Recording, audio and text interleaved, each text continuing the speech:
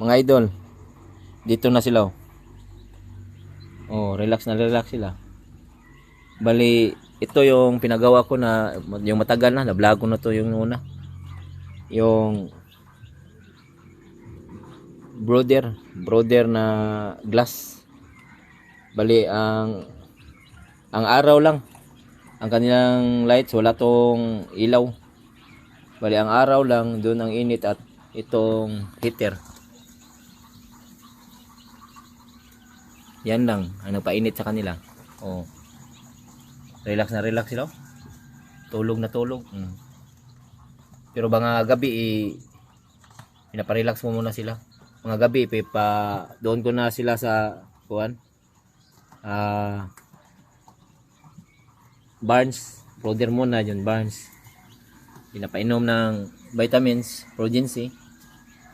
Ito. Okay. Kuan ng plato sila. Kasi first to na kuan, hindi ko pa nagamit yung marami kong babae.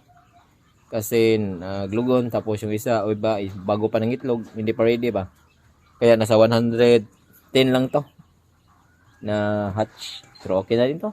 At least meron ba. Baka sa susunod mga 200 or 300 na. Doon ko ito re-range sa Bohol. Dito sila i-Barnes mga after 1 month, mga 4 na bakuna or 5, papupunta ko na sa Bohol. Tapos kitain ko nila dito. Oh. Relax na relax sila kasi mainit kasi dito.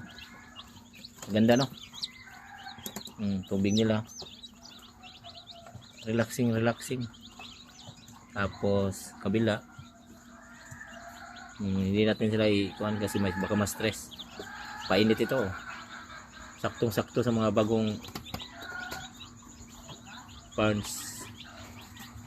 Bagong pisa ba.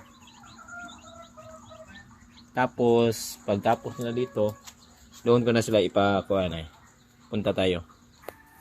Dito na sila. Pinaready ko na. Ipa. Bali rice hull. Tapos itong simento niya is nakakuan to. Simento to para hindi mag-moist. Ito sila. After 4 vaccine, may foul pack na sila. Papunta ko na sa kuan. Bohol. Update ko kayo mga idol. Malaki dito. 1 kwarto, 110. Maluwag pa to sila dito. Thank you mga idol at good luck.